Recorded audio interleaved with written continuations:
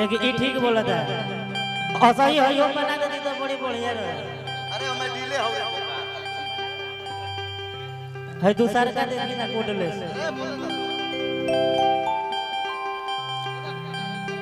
आप सबको के प्रणाम।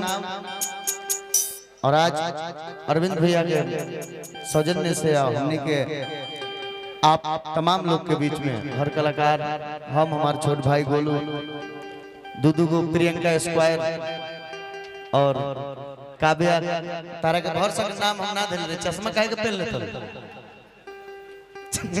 चित्रकूट सैल बड़े काहे आगे बनवा ये फिर मैं आइले बना जा जितना मूड़ी लोग तक करिया कि रात में मार छे छाले दर होके यू नो ना होई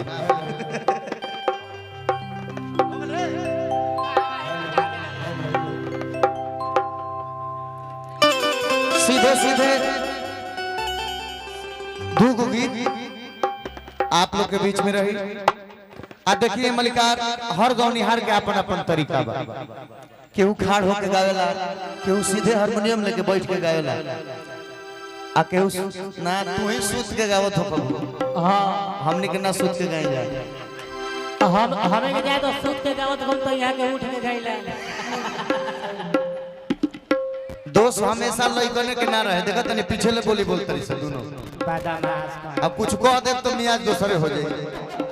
ऐसे हम अभी गावल चाहते हैं सीधे सीधे गणेश वंदना एगो और बाद माई के अलग जगावे खातिर गुप्पा चाल अरविंद भैया खातिर एगो लास्ट में एक टुकड़ा छट के होई माई माफ करी चल दिखाओ भैया।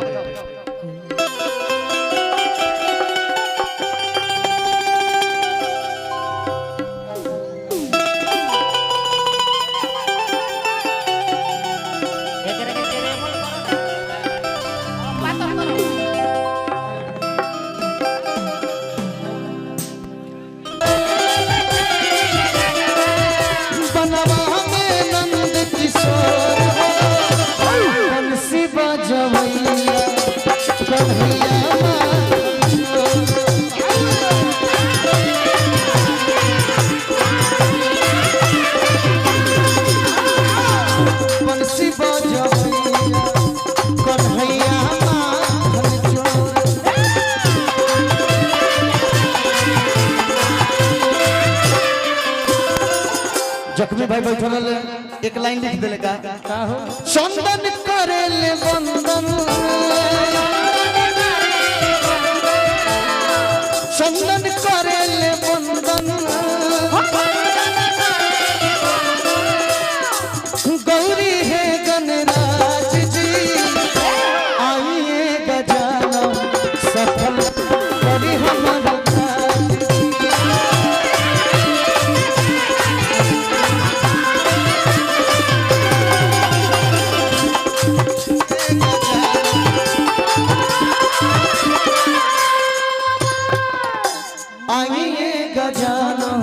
सफल करी हमारो काज जी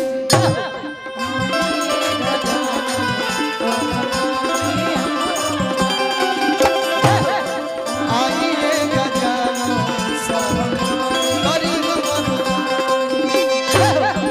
आइए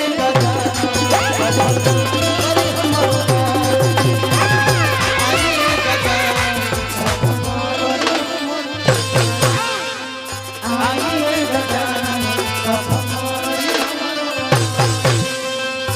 आइए गजानन